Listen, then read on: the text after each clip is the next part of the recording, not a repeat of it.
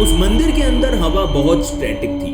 पंडित जी ने हर्षित की आंखों में देखा और कहा कि तुझमें कोई चीज चिपकी हुई है। हर्षित की नजर उस दिए पर रुकी थी और उस दिए की लौ को देखने के बाद उसका मन काफी हैवी हो गया था। और वो ये बात बखूबी जानता था कि इस गली के अगले ही कोने पे वहां पुराना शमशान घाट था। उसकी माँ का कॉल हर बार बस एक ही सवाल के साथ आता था, शादी कब करेगा बेटा। स्लोली उसके रिश्ते क्रम्बल होने लगे।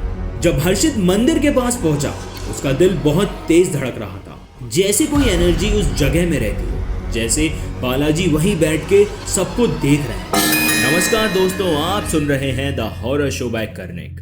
उसने मुझे कहा था कि मेरा नाम ना लेना, 26 साल का हूं, बस ये बता देना। इससे ज्यादा उसकी कहानी को समझना जरूरी था। तो फिर उसकी कहानी को अपने हिसाब से सुनाने के लिए एक इमेजिनरी नाम रख लेते हैं, हर्षित। हर्षित की लाइफ में सब कुछ अजीब चल रहा था। घर से दूर एक शहर में काम कर रहा था, लखनऊ का रहने वाला, लेकिन अपनी पुरानी लाइफ से इतना थक गया था कि बस सब कुछ नया चाहिए था। हर दिन अपने आप को समझाता कि जो हो रहा है उसे जितना हो सके एक्सेप्ट कर ले। लाइफ काफी मडल्ड थी उसकी, ना जॉब से ज्यादा उम्मीद थी, ना रिलेशनशिप अपने घर वालों के साथ वैसे स्ट्रांग थे। हर्षित को लगता था कि सब कुछ बस एक साइकिल के पहिए की तरह घूम रहा है। वो एक लूप में है जिसे निकलने का कोई तरीका नहीं। उसकी माँ का कॉल हर बार बस एक ही सवाल के साथ आता था, शादी कब करेगा बेटा। और हर्षित का मन था कि वो जवाब दे, ये तो पहले पूछ लो कि मैं जिंदा हूं भी या नहीं। हर्षित का दिल थोड़ा उदास और काफी कंफ्यूज्ड रहने लगा था। कभी कभी ऐसा लगता था कि हर चीज अपने आप में ही रुकी हुई है, उसे कुछ समझ नहीं आ रहा था और वो बस अपनी जिंदगी के फ्लो के साथ जीने की कोशिश कर रहा था। एक दिन ऑफिस से घर लौटते हुए उसका थोड़ा मूड अपसेट था और घर जाने का मन भी नहीं था। सब कुछ बेकार लग रहा था, जैसे कुछ गलत हो रहा हो या कुछ खोया जा रहा हो। फिर एक नया टर्न लिया पुरानी गली से, वो गली जो कभी हर्षित के लिए एक फैमिलियर जगह थी, लेकिन आज वो जगह कुछ और ही थी। सब कुछ वैसा ही था, लेकिन हर्षित को लगा कि कुछ अलग हो रहा था, जैसे जिंदगी उसे कुछ कहने की कोशिश कर रही थी। थोड़ा आगे बढ़ने के बाद हर्षित ने देखा कि रास्ते पर 3 दिए जल रहे थे, 2 बड़े दिए और एक छोटा सा दिया। उनके पास एक आधी जली हुई तस्वीर, माला और 2 टुकड़े मिठाई के रखे थे। हर्षित की नजर उस दिए पर रुकी थी और उस दिए की लौ को देखने के बाद उसका मन काफी हैवी हो गया था। और वो ये बात बखूबी जानता था कि इस गली के अगले ही कोने पे वहां पुराना शमशान घाट था। उसके आसपास कुछ अजीब सा लग रहा था। न जाने क्यों वो वहां रुक के उस जगह को देखने लग गया। एक कुत्ता मिठाई खा रहा था, पर हर्षित की नजर उस छोटे से दिए से नहीं हट रही थी। कुछ समझ में नहीं आ रहा था, न जाने वो वहां रुककर उस दिए में ऐसा क्या देख रहा था। उस वक्त उसे भी समझ नहीं आया, एक अजीब सा डर, एक एंजाइटी थी जो दिखाई नहीं दे रही थी। तभी उसके पीछे से एक हॉर्न की आवाज। हर्षित होश में आया और अपने आप को संभालते हुए बाइक स्टार्ट की और आगे बढ़ गया। उस रात उसका मूड पूरी तरह से बदल गया था। रात भर हर्षित को उस दिए और उस जगह का सोचने से कुछ ऐसा लग रहा था जैसे कुछ हो रहा हो, पर कुछ समझ नहीं आ रहा था। 1.5 घंटे बाद वो घर पहुंचा, थोड़ा टायर्ड था। उसने चेंज वगैरह किया, खाना खाया और फिर सो गया। फिर उस रात कुछ अजीब हुआ। करीब 1 बजे का टाइम था। घर में पूरी तरह से सन्नाटा था। हर्षित सो रहा था, लेकिन अचानक उसके कान के पास एक ठंडी हवा का झोंका निकला, जैसे किसी ने बहुत करीब से कुछ बोला हो, पर आवाज नहीं, बस एक फील। उसने आंख खोली, थोड़ा कंफ्यूज था। पहले लगा कोई सपना था, लेकिन एक सेकंड के लिए लगा जैसे कोई वहां था, कोई उसके बिल्कुल पास।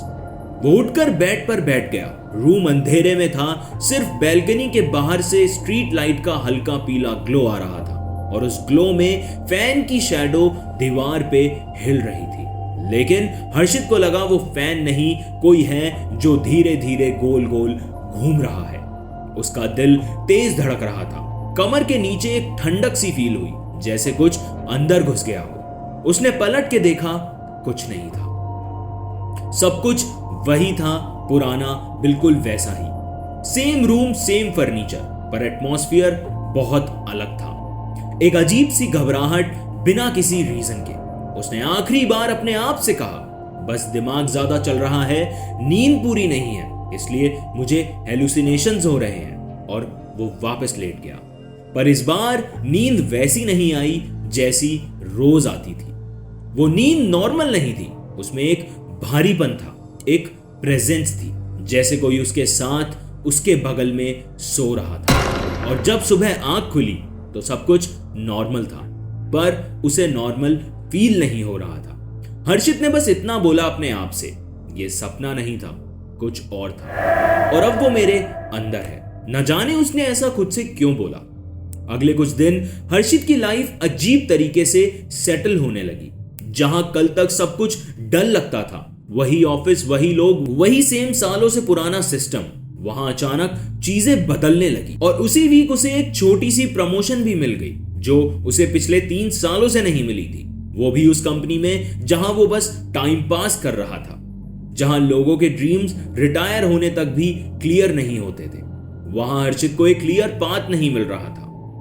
हर दिन स्मूथ चल रहा था, लगता था कोई है जो उसके डिसीजंस को गाइड कर रहा है। काम में क्लैरिटी थी, आइडियाज शार्प थे और हर प्रोजेक्ट सक्सेसफुल हो रहा था। पर एक रात जब सब सो रहे थे, वो आवाज फिर से आई, एक हल्की सी फुसफुसी आवाज। हर्षित ने उस वक्त कुछ सीरियस नहीं लिया। उसने सोचा कि अगर कुछ अच्छा कुछ मिल रहा है तो मुझे प्रॉब्लम क्या है, क्या फर्क पड़ता है।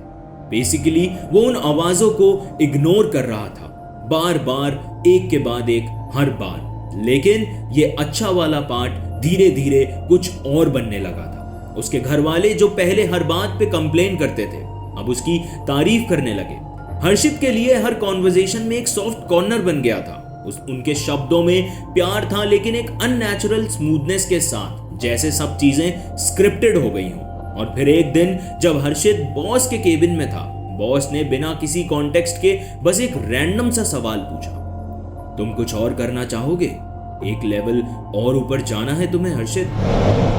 वो बात बहुत सिंपल थी, लेकिन हर्षित के मन में कुछ अटक गया, जैसे वो सवाल उसे नहीं किसी और से पूछा जा रहा हो, या बॉस किसी और के वर्ड्स बोल रहे हो। उस रात हर्षित ने अपने एक पुराने फ्रेंड को कॉल किया। कॉलेज का ही एक दोस्त था जो स्पिरिचुअली और ब्लैक मैजिक में इंटरेस्टेड रहता था। हर्षित बस कैजुअल टॉक के मूड में था, लेकिन जब उसने अपनी रीसेंट लाइफ के चेंजेस बताए तो उसका फ्रेंड चुप हो गया। फिर सिर्फ एक सेंटेंस बोला, तेरे ऊपर एक मसान है भाई, जो तेरा काम आसान कर रहा है। अगर आप कहानी में यहां तक पहुंच गए हैं तो इसका मतलब आपको ये कहानी पसंद आ रही है। तो मुझे अभी कमेंट करके बताएं कि अगर आप इस सिचुएशन में होते तो हर्षित की जगह क्या करते। हर्षित एक सेकंड के लिए हंस दिया, लेकिन अंदर से एक डर सा उठ गया था, जैसे उसने वो लाइन पहले भी कहीं सुनी हो।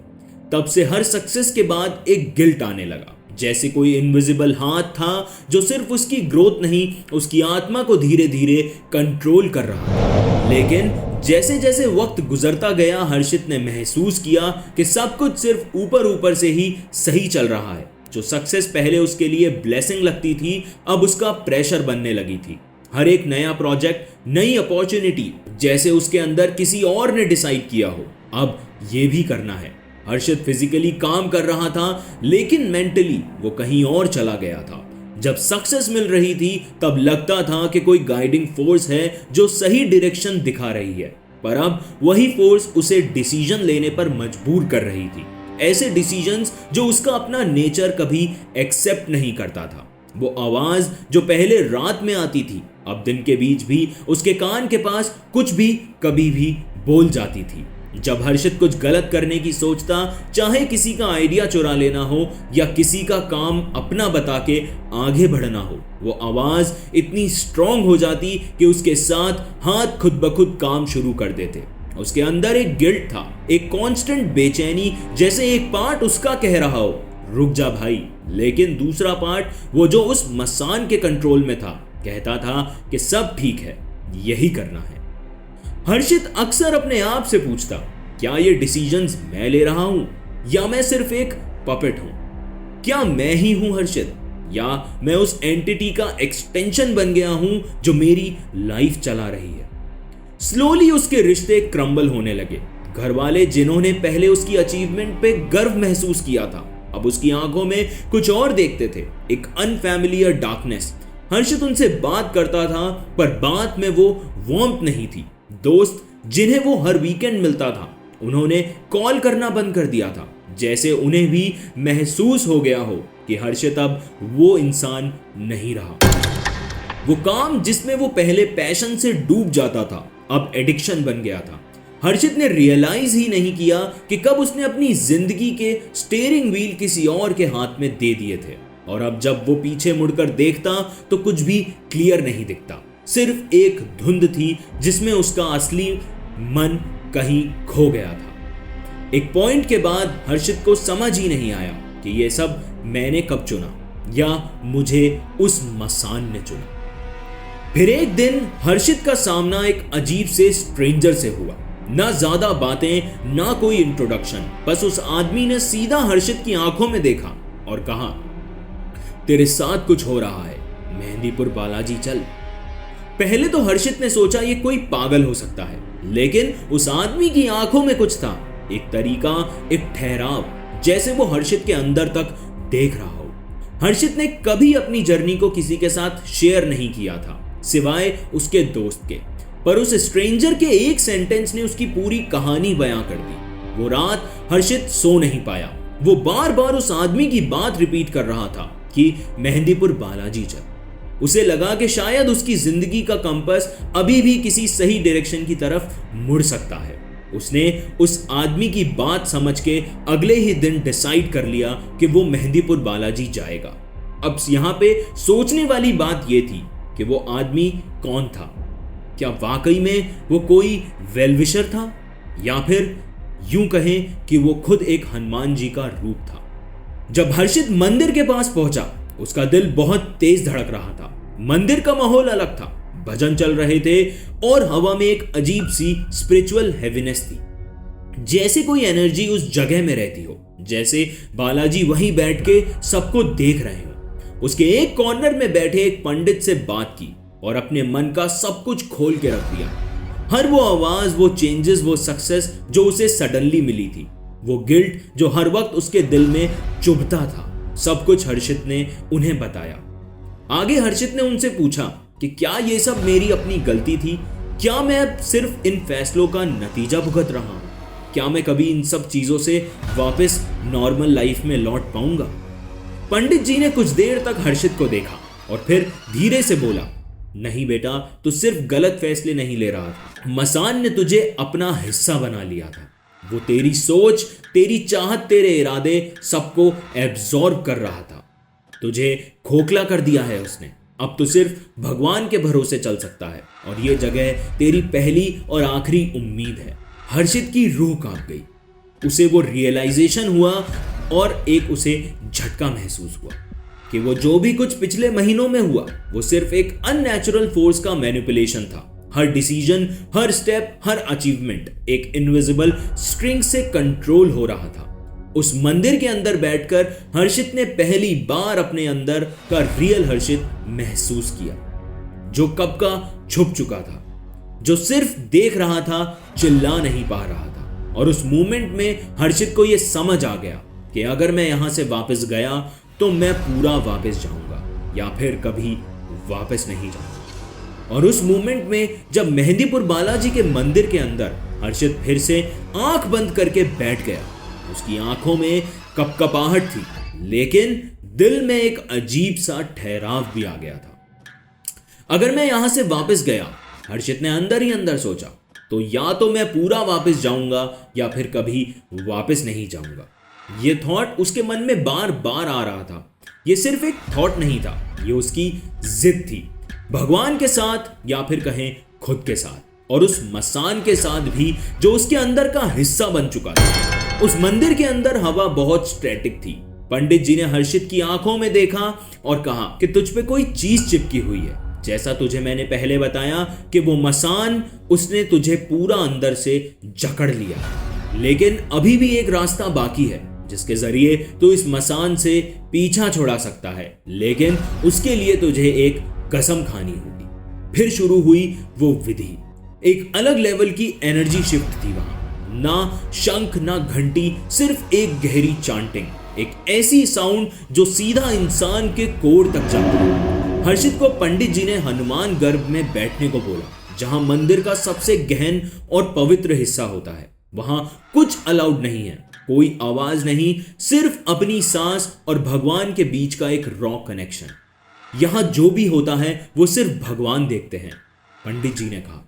उसके बाद हर्षित के सर पे एक चंदन का तिलक लगाया, उसके हाथों में एक नारियल दिया गया और पंडित जी ने उस मसान से डायरेक्ट बात की, उसकी आंखों के सामने बैठकर। वो बोले, तुझे जाने की इजाजत दी जा रही है, इस इंसान का अब तू कुछ नहीं बिगाड़ेगा। पंडित जी ने उसे घूरते हुए कहा, एक ऐसी अथॉरिटी के साथ जो सिर्फ उन लोगों के पास होती है जिन्होंने अंधेरों के अंदर रोशनी से बात की हो, जो भगवान के भक्त होते हैं, भगवान के दूत होते हैं। तब हर्षित की आंखों से पानी बहने लगा, पर वो दर्द का नहीं था, वो एक रिलीज था। उस विधि के बाद पंडित जी ने हर्षित से कहा कि बेटा तू वापस जा सकता है, लेकिन एक बात याद रख, हर बार मदद मिलती है इसका मतलब ये नहीं कि वो भगवान से आई हो। कुछ मदद इंसान को आजमाने के लिए भी मिलती है। आज भी हर्षित जिंदा है, लेकिन अब जिंदगी जीने का मतलब उसके लिए बदल चुका है। पहले जिंदगी एक रेस थी, प्रमोशन, रिस्पेक्ट, एक सिक्योर फ्यूचर। हर वक्त लगता था कि कुछ छोटी सी चीज और मिल जाए तो सब ठीक हो जाएगा, पर अब उसे कुछ चाहिए ही नहीं था। वो चल रहा था, मगर रास्ता उसने छोड़ा नहीं, रास्ते ने उसे छोड़ दिया।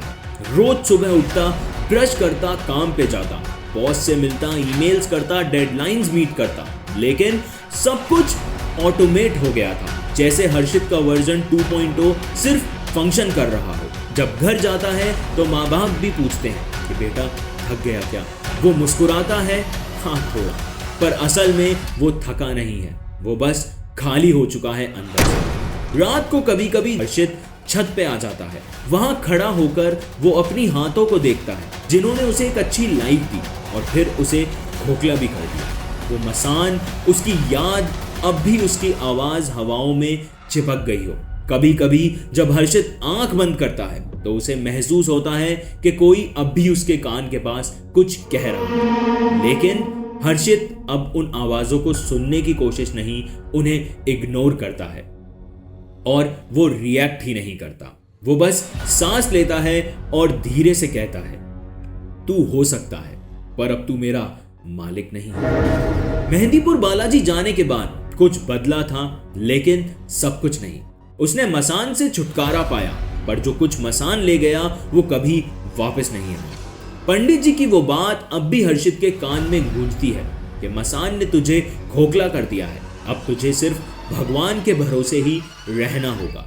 हर्षित ने तब पहली बार समझा था कि कभी कभी जीतना ये नहीं होता कि सब कुछ वापस ले आए, जीतना ये होता है कि उस लॉस के साथ आप जीना सीख जाएं। अब हर्षित मंदिरों में नहीं जाता, ना ही स्पिरिचुअल लेक्चर सुनता है। उसके भगवान के साथ काफी पर्सनल टर्म बन गए हैं। बस सुबह एक छोटा सा दिया जला देता है और रात को सोने से पहले आंख बंद करके कहता है, आज भी जिंदा हूं तेरे भरोसे। और उस खाली स्पेस में जहां पहले मसान की एनर्जी थी, अब एक सॉफ्ट सा सुकून बसने लगा है। पूरा नहीं हुआ हर्षित, लेकिन वो अब खुद के साथ ठीक है और कभी कभी इतना ही काफी होता है। मैं बस एक कहानी सुना रहा था, लेकिन कहानी के बीच में मैं खुद खो गया था। हर्षित सिर्फ एक इंसान नहीं था, वो उन सब लोगों का चेहरा बन गया था जो कभी ना कभी इस अनजानी ताकत के चंगुल में आ जाते हैं, जिन्हें समझ नहीं आता कि अचानक सब कुछ परफेक्ट कैसे होने लगा, और जब समझ आता है तब तक खुद का कुछ हिस्सा जा चुका होता है। हर्षित ने सिर्फ एक मसान से नहीं लड़ा, उसने अपने अंदर एक ग्रीड, लोनलीनेस और फियर से भी जंग लड़ी, और सब कुछ करने के बाद वो जीत गया।